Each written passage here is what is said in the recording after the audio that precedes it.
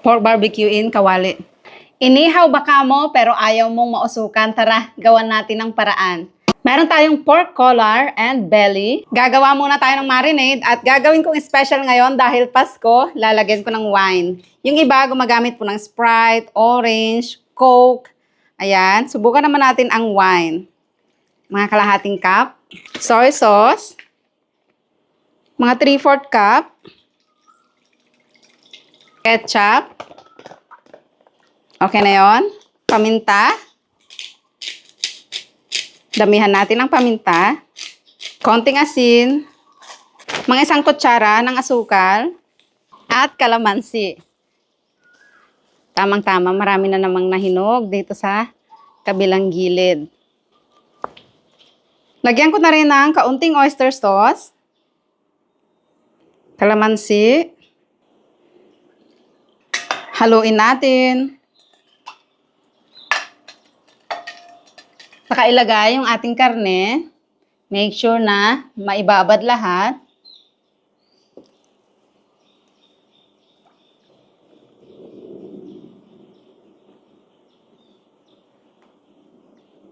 At syempre, hindi pa natin ito pwedeng ihawin dahil kailangan muna natin i-refrigerate at least 3 hours para lalong masarap.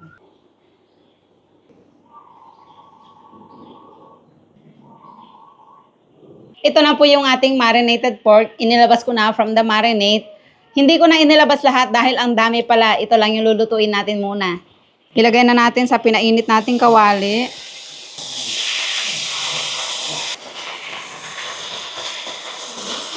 Katamtaman lang yung apoy. Huwag masyadong malakas para hindi masunog yung ating barbecue. Amoy inihaw na siya mga kaumami.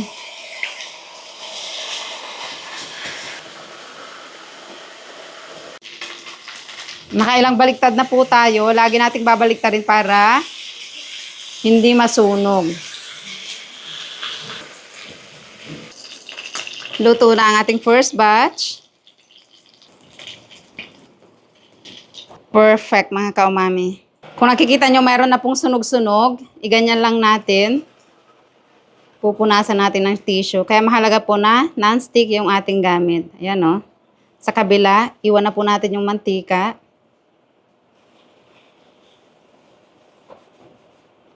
Diba?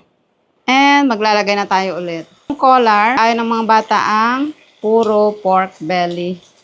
Kung mainit-init pa, sampulan na natin.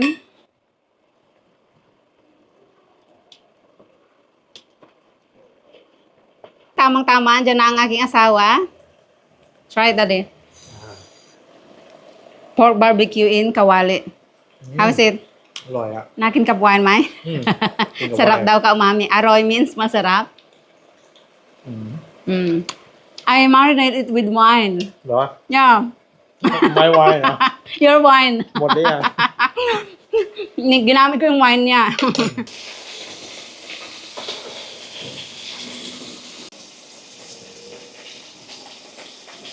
Let's eat.